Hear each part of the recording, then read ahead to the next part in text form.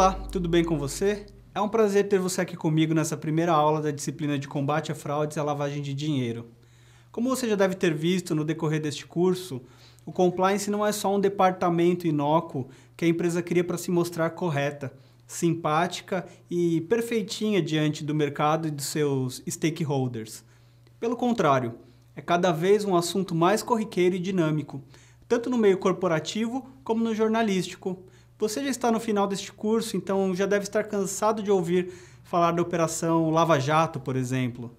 Calma, na medida do possível vamos tentar não falar tanto desta força-tarefa, embora muitas vezes seja inevitável, já que com suas tantas fases, pessoas acusadas e presas, empresas e políticos envolvidos, se tornou um dos cases mais importantes nesse ramo de atuação e ainda está vigente. Então continue de olho.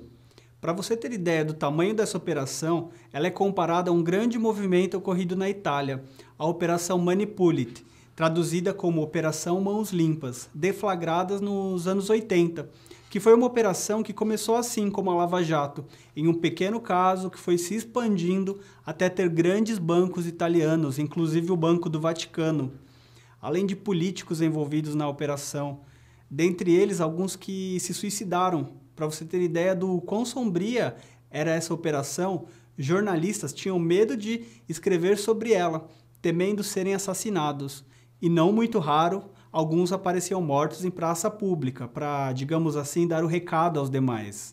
Eu quis falar um pouco sobre essa operação, pois foi uma inspiração para todo mundo, assim como o caso da companhia energética Enron, que fez com que os olhares para a compliance fossem olhados com muito mais atenção na gestão pública e das corporações.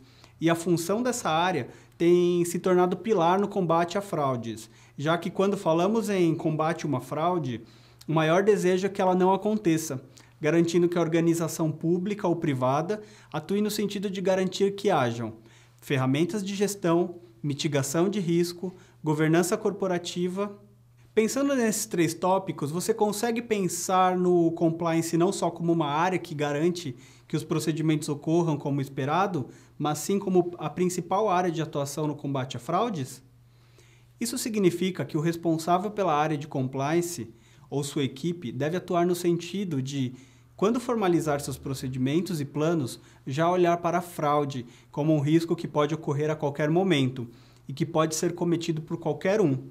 Isso evita que exista um programa específico para combate a fraudes, o que pode burocratizar outras atividades. Então, se existe um olhar para o combate a fraudes, a área de compliance auxilia a incorporar essa ação nos demais procedimentos, fazendo assim com que haja uma cultura disseminada pela organização.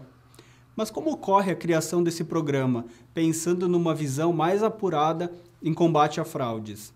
Assim como em qualquer programa de compliance, tudo começa com a sensibilização da alta direção. Pois se não existe engajamento desses no combate a fraudes, dificilmente a empresa se comprometerá com o que for levado pela área de compliance. E diferente dos programas mais amplos de compliance, que consideram questões mandatórias que devem ser cumpridas por todos, seja para a melhoria da eficiência e de resultados da organização, ou porque são fiscalizados por reguladores, ou ainda porque exijam o cumprimento de normas legais ou sanitárias. Aqui falamos de um engajamento real e espontâneo da liderança para disseminar a cultura aos demais profissionais da organização. A segunda etapa consiste na criação de um comitê de compliance.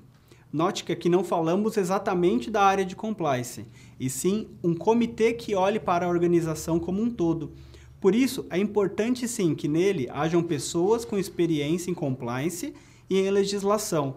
Mas o mais importante, devem haver representantes de todas as áreas da organização. Em paralelo à criação desse comitê, a empresa deve pensar na criação de canais de denúncias, preferencialmente externos à organização, para que, havendo intenção de se efetuar alguma delação, o funcionário se sinta confortável em fazê-la, já que não terá ninguém da organização para coibi-lo. Com o comitê formado, a etapa seguinte ou a primeira ação do comitê é justamente efetuar o mapeamento de todas as atividades da organização.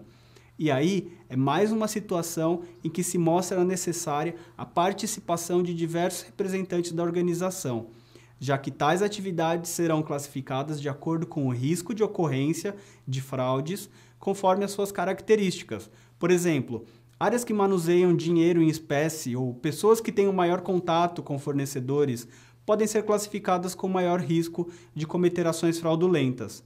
Então, ter alguém no comitê que conheça detalhadamente as atividades de cada setor pode garantir que não sejam omitidas essas situações de risco. Realizado esse trabalho, se pode partir para a redação de políticas em que não somente se criarão procedimentos de trabalho para todas as áreas, mas também se criarão mecanismos que, na atuação profissional de cada setor, se coíba a prática de fraudes. A criação de políticas redigidas é essencial ao compliance, pois quando se fala em conformidade, deve-se pensar conformidade a quê? E políticas formais garantem que os procedimentos técnicos e legais estão traduzidos para o dia a dia do funcionário e que práticas que fomentem crime são excluídas da rotina. Por isso, a redação de tais políticas já devem também contemplar os controles internos e testes periódicos que monitorarão tais atividades. Como você já deve estar cansado de ouvir, a palavra-chave é prevenção. Então, a área de compliance busca dar esse suporte de forma a coibir a prática de fraudes. Mas como não existe essa garantia, é necessário que as políticas já formalizadas também um método de tratamento de desvios éticos e até mesmo de ocorrência de crimes, considerando eventuais punições dentro da empresa ou até mesmo a notificação de autoridades, órgãos reguladores ou outros que tenham essa finalidade, como, por exemplo, a unidade de inteligência financeira. Em tudo que vimos nas atividades de compliance e do comitê, nada pode ser estático, ou seja, não basta efetuar todas as etapas que falamos, redigir a política e controles e dissolver o comitê, pois uma atividade considerada de menor risco pode mudar para uma de maior risco. Ou então uma pessoa com baixa possibilidade de agir de forma fraudulenta pode apresentar ações suspeitas que façam com que passe a ser monitorada com mais atenção, e assim por diante.